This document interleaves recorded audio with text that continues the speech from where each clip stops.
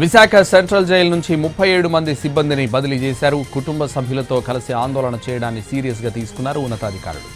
ఆందోళనకు దిగిన వారిపై బదిలీ వేటు వేశారు.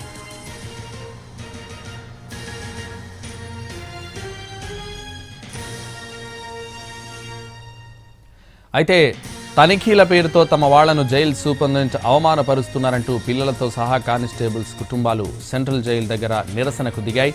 ఖైదీలతో కానిస్టేబుల్స్ బట్టలు విప్పించారని ఆరోపించారు బాధిత కుటుంబ సభ్యులు. అంత అగౌరవపరచాల్సిన దుస్థితి ఎందుకు వచ్చిందని ప్రశ్నించారు. రాత్రిళ్లు ఇంటికొచ్చిన తర్వాత కూడా తమ భర్తలు దీన్నే తలుచుకుని సరిగా నిద్రపోవడం లేదని వాపోయారు.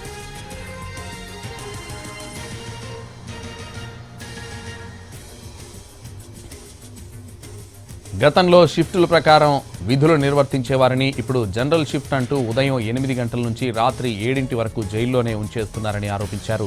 ఇక తమ కుటుంబాల సంగతి ఎలా అని ప్రశ్నిస్తున్నారు. పాత షిఫ్టులనే అమలు చేయాలని డిమాండ్ చేశారు. సిబ్బంది కుటుంబ సభ్యుల్లో కలిసి ఆందోళనకు దిగడంపై ఉన్నతాధికారులు ఆగ్రహం వ్యక్తం చేశారు. వాళ్లను ట్రాన్స్ఫర్ చేస్తూ ఉత్తర్వులు జారీ చేశారు.